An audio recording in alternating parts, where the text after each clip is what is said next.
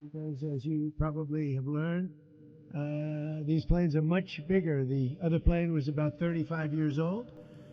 And it was time, and President of the United States, numerous of them,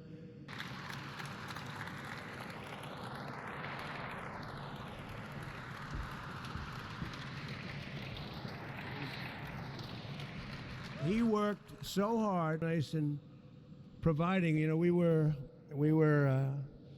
at a little bit of a logjam. We're waiting for I call them the normal 747s, and I asked the Emir if we could use the brand new 747 that he got when we first